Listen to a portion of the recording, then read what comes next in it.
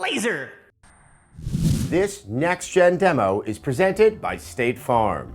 I am happy to be joined by Mark Rubin, executive producer at Infinity Ward for Call of Duty Ghosts.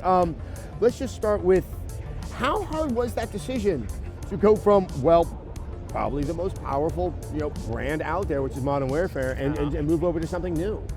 I think it was more of a stressful decision for everyone outside of the studio, maybe the business side. Yes, that I can fully appreciate. Yeah, so actually when we sat down after Modern Warfare 3 and we had everybody around and we were all doing our sort of, we do this kind of brainstorming session where everybody in the studio puts up cards with ideas.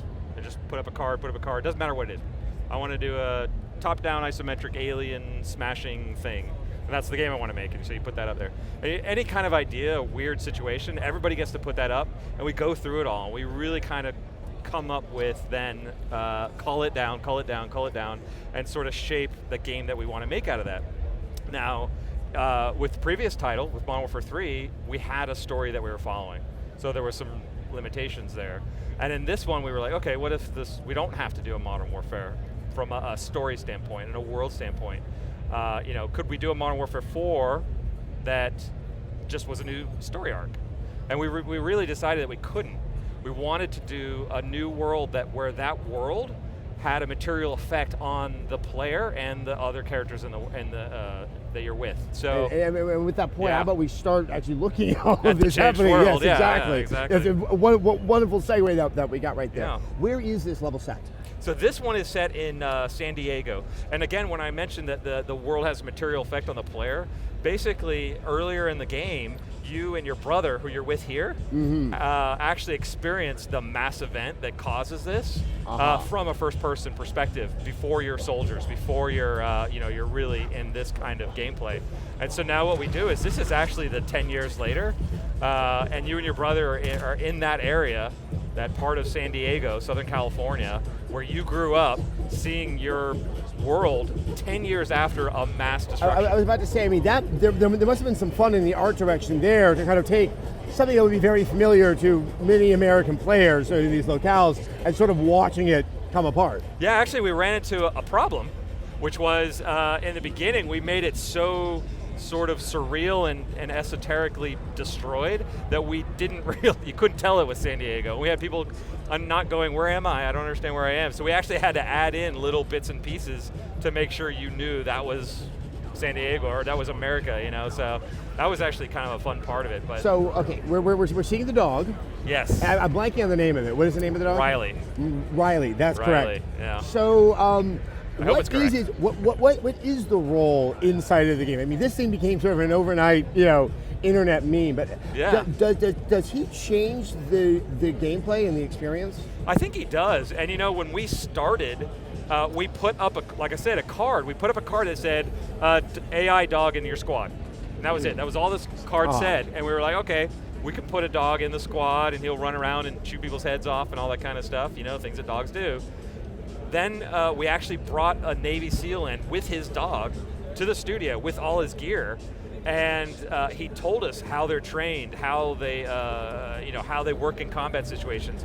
He explained all that gear that you just saw on him, and told us how they're used, and we were just floored by it on several levels. But what you're going to see here basically is the dog's wearing a vest that has a pop-up camera, and that camera can be viewed through a screen that the soldiers carry.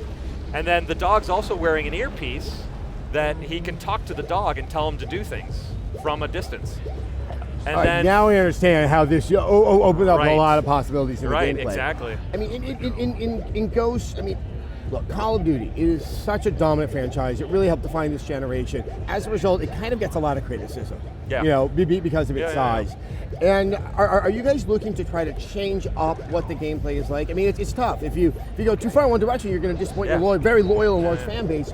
But there is also pressure to show something new. Where can we go with this? Yeah, I definitely think so. Someone told me an analogy once. Someone outside of the studio said, I'm a basketball fan. If they changed the rules of basketball every year, I'd be pretty pissed off and wouldn't be a fan. Yeah. So I think for us, we want to be able to create new and fresh environments and new situations. We're talking single player primarily right now, not really delving into multiplayer right now, but single player situations. But you can't change that dynamic, that cinematic immersive quality that Call of Duty brings. Those moments, those kind of big, what people now call a Call of Duty moment. You know? We don't want to get rid of those. But you know, on this game though, what we did do is, first off, the whole situation of you being the underdog and not being the superpower anymore does give us some cool new sort of gameplay mechanics to play with. Along with that, we're paying more attention to pacing this time, I think. You know, I think I was on the tail end of COD 2. And COD 2, when we looked at it afterwards, we said, oh, okay, we were always at 11. Like every level's like 11, 11, 11, 11 across the board.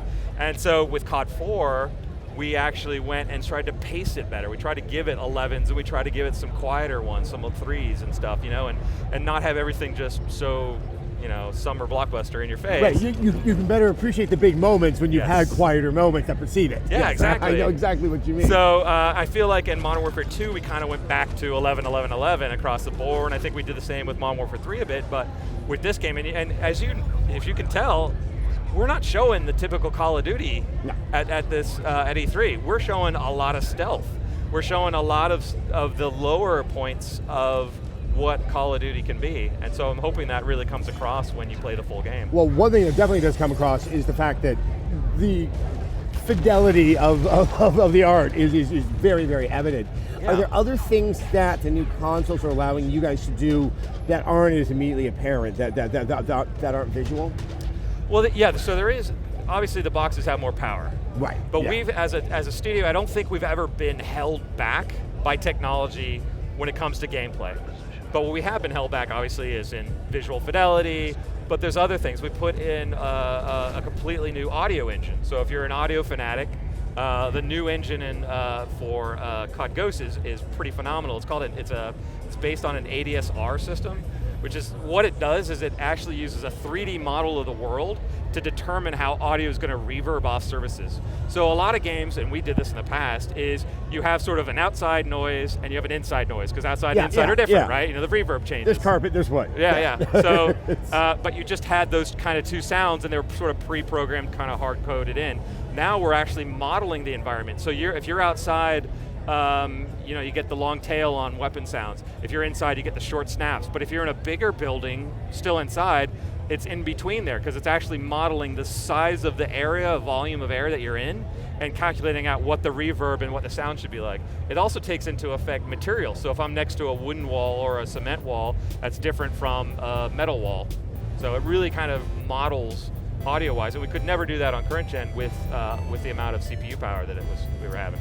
Well, Call of Duty Ghosts, does it have a set release date? 11.5 on the consoles on our legacy gen, I believe, yes. Yes. Legacy gen. Yeah. Well, I think we'll probably be chatting a few more times, hopefully about multiplayer as we get closer to that date, but thank you so much for your time. Thanks, man. All right.